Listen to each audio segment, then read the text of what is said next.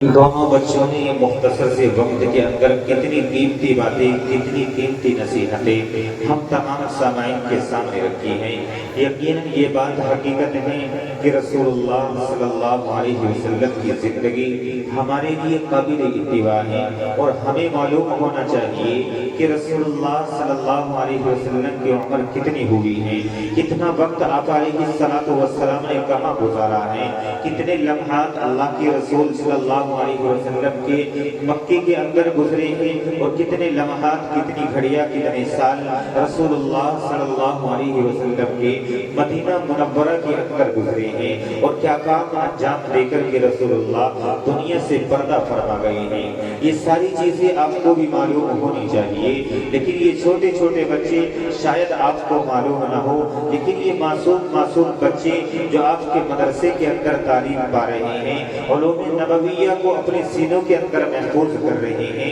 یقیناً ان بچوں کے سامنے یہ چیزیں آئی ہیں اور ان بچوں نے اپنے سینوں کے اندر ان کو بٹھایا ہے، ان کی اساتذہ کرام نے ان کو سمجھایا اور ان کو بتایا ہے، اور ان کے اوپر ایک محنت کی ہے کہ ہم رسول اللہ کے ماننے والے ہیں، محمد عربی صلی اللہ علیہ وسلم کے ماننے والے ہیں، تو اس لیے ہمیں ان کی ایک ایک ادا پر بر کرنا چاہیے، اور ان کے بارے میں ہمیں مکمل تحقیق ہونی چاہیے، ان کے بارے میں مکمل معلومات ہمیں ہونی چاہیے۔ آج ہم کلمہ تو پڑھتے ہیں محمد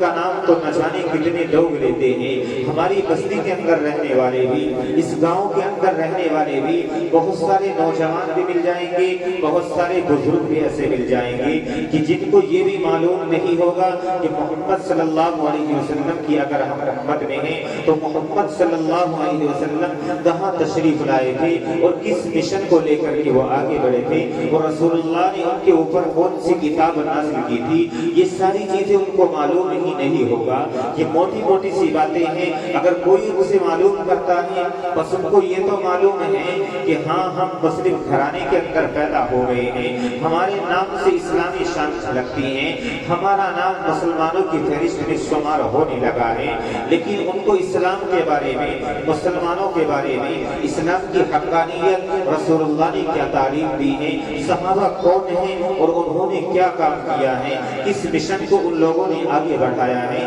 اس کے بارے میں ان کو کوئی تحقیق نہیں ہوتی، اس کے بارے میں ان کو معلومات نہیں ہوتی۔ بتاؤ ایسے کیسے کام چلے گا؟ اگر یہی طریقہ رہا، آنے والی نسلیں آپ کی مدرسوں سے دور رہی، آپ نے اگر کچھ وقت مدرسے کی چہار دیواری کے اندر گزارا ہوگا، آپ کا وقت مدرسوں کے اندر لگا ہوگا، آپ کا قیمتی وقت، آپ کا سرمایہ، آپ کا روپیہ پیسہ مدرسوں کے اوپر خرچ ہوا ہوگا، تو یقیناً آپ حضرات کے سامنے یہ ساری چیزیں آتی رہیں گی۔ آئیے پھر وقت زیادہ نہیں لینا چاہتا، اپنے اس پروگرام کو مزید آگے بڑھاتے ہوئے محمد دانش اور محمد فرحان،